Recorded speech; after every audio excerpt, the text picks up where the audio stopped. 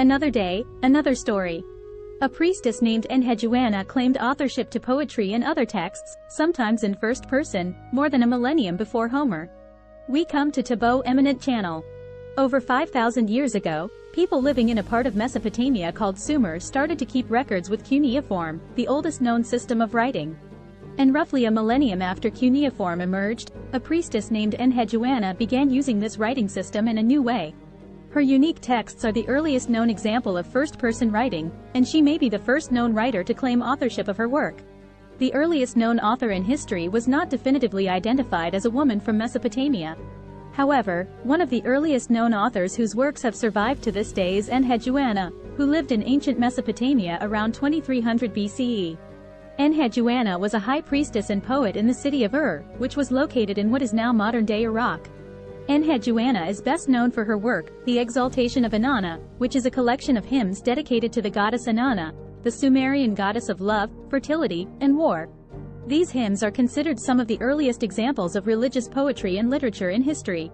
While Enheduanna is a significant figure in the history of literature and writing, it's important to note that the concept of authorship and attribution in ancient times was different from contemporary standards.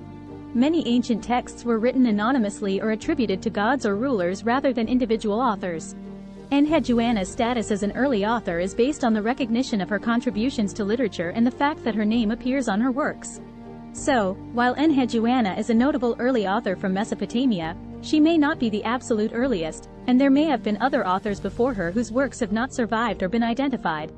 British archaeologists rediscovered copies of her work in 1927, but it took several decades for scholars to credit Enheduanna as the author of her texts. Some continue to argue she didn't write them.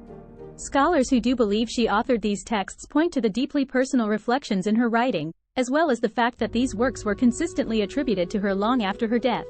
The compiler of this tablet is Enheduanna. Enheduanna was born in Mesopotamia, part of modern-day Iraq. In the 23rd century BCE, she was the daughter of Sargon of Akkad, or Sargon the Great, the king who established the Akkadian Empire that brought Akkadian and Sumerian people under one rule. Sargon appointed Enheduanna to be the high priestess of the moon god Nanna in the Sumerian city of At some point, a Sumerian king ousted her from the position and forced her into exile. She wrote about this in her poem, The Exaltation of Inanna, which describes the coup and her pleas to the goddess Inanna to restore her position. He made me walk a land of thorns. He took away the noble diadem of my holy office. He gave me a dagger. This is just right for you, he said. It's written from a very personal perspective, says Zainab Barani, a professor of art history and archaeology at Columbia University and author of Women of Babylon, Gender and Representation in Mesopotamia. Enheduanna describes being treated disrespectfully during the coup, and, in one part of it, it seems like she's describing a sexual violation. Enheduanna writes in The Exaltation of Inanna that she reclaimed her position as high priestess, and credits Inanna with making this happen. In addition, she reflects on the creative process of writing, comparing the composition of her poem to the act of childbirth. I have given birth, O exalted lady, to this song, for you. Enheduanna was not the first person to write poems or hymns, but what makes her work unique is that she wrote from the first-person perspective and claimed authorship of her work. In a compilation of hymns that she arranged, she added this postscript. The compiler of this tablet is Enheduanna. My king, something has been produced that no person had produced before. The case for Enheduanna's authorship. Enheduanna's work had a lasting impact. For hundreds of years after her death, The Exaltation of Inanna was an important text in scribal schools, says Sidney Babcock, curator of the exhibit She Who Wrote, Enheduanna and Women of Mesopotamia, ca. 3400-2000 BC at the Morgan Library and Museum in New York City. The poem became part of the 10 canonical texts, the core curriculum, shall we say, that was taught then for the next 500 years plus in the scribal schools, he says. And because of that, there's about 100 different copies of this exaltation that have survived. Yet after the rediscovery of her work in 1927, male European scholars were slow to recognize her as the author of her writing, in part because many did not associate literacy with women during this period. As an example, Babcock points to one of the artifacts on display in She Who Wrote, a statuette of a woman with a tablet in her lap, circa 2112 to 2004 BC. To Babcock, who is head of the Department of Ancient Western Asian Seals and Tablets at the Morgan, this statuette demonstrates a connection between women and literacy. But when a male German scholar wrote about this same statuette a century ago, he confessed that its meaning was unclear to him. Even today, some scholars do not think that Enheduanna wrote the work that bears her name in her first-person perspective. One theory is that a male scribe composed the texts on her behalf. Barani says that the debate is not about the evidence as such, but rather, how one should interpret that evidence. While she thinks it is important to acknowledge this debate, she believes, firmly, that Enheduanna was an author who wrote her own work. The Chronicles of Enheduanna, Priestess of the Moon. In the ancient city of nestled between the Tigris and Euphrates rivers, a young woman named Enheduanna grew up within the hallowed walls of the Great Temple. She was the daughter of Sargon, the ruler of and her destiny was intertwined with that of the city itself. From a young age, Enheduanna displayed an extraordinary talent for poetry and a deep devotion to the goddess Inanna. The high priestess recognized her potential and took her under her wing, teaching her the sacred hymns and the art of writing on clay tablets. Enheduanna's heart swelled with pride as she learned to weave words into enchanting verses that celebrated the goddess of love and war. As she blossomed into womanhood, Enheduanna's responsibilities grew. She was appointed as the high priestess of the temple, the most esteemed position a woman could hold in With this title came immense power and influence. She dedicated herself to the temple and the city, channeling her literary prowess to compose hymns and prayers that would uplift the spirits of the people and ensure the city's prosperity. But faced dark times. The neighboring city-states grew envious of its wealth and power, and conflict loomed on the horizon. Enheduanna saw her people's fears and desperation and knew she must do something to protect her beloved city. Drawing inspiration from the goddess Inanna, Enheduanna penned a stirring poem that called upon the divine for protection and guidance. Her words resonated with the people of and her poem was recited by the priests and citizens alike as they prepared for the impending battle.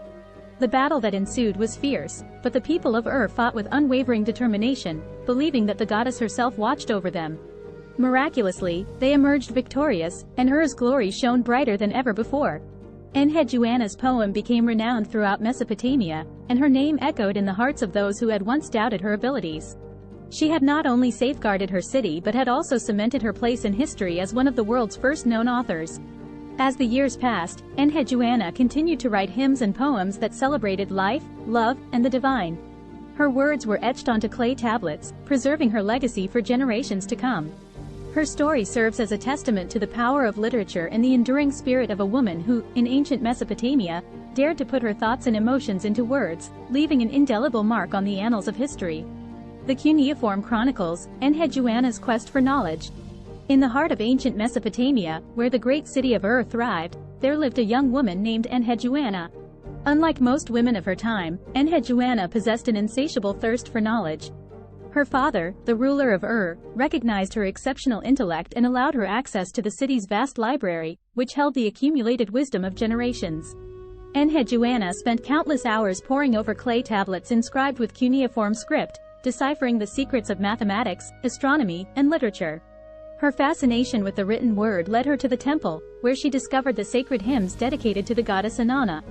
The enchanting verses resonated with her, and she yearned to become part of the temple's inner circle. Determined to prove herself, Enheduanna embarked on a journey of self-discovery and spiritual growth. She immersed herself in the rituals and practices of the temple, learning to channel her innermost thoughts and emotions into the lyrical hymns that celebrated the goddess. Her dedication was unmatched, and she soon caught the attention of the high priestess, Ninsun. Recognizing Enheduanna's unique talents, Ninsun took her under her wing and became her mentor. Together, they delved deeper into the mysteries of the goddess Inanna, forging a powerful bond between teacher and pupil. Under Ninsun's guidance, Enheduanna's poetic skills blossomed, and she began to compose hymns that were unlike anything the temple had ever seen. One fateful day, news of an impending conflict with a rival city reached The people were filled with fear, and Enheduanna knew that her newfound talents could be used to unite and inspire the city's inhabitants. With the support of Ninsun, she crafted a majestic hymn that invoked the protection and blessings of Inanna upon and its people. As the city faced the trials of war, Enheduanna's hymn became a rallying cry for the citizens. They recited her verses with unwavering faith, finding solace and courage in her words. The goddess Inanna seemed to answer their call, and emerged from the conflict stronger than ever. Enheduanna's hymn spread far beyond the city's walls, becoming a symbol of hope and resilience throughout Mesopotamia. Her name became synonymous with wisdom and inspiration, and her writings were revered for generations to come. Enheduanna's story serves as a testament to the power of knowledge, determination, and the written word. In a time when women's contributions to society were often overlooked, she rose above societal expectations, using her intellect and talent to leave an indelible mark on the world, reminding us that the pursuit of knowledge and the expression of one's thoughts can shape the course of history. Thanks for watching.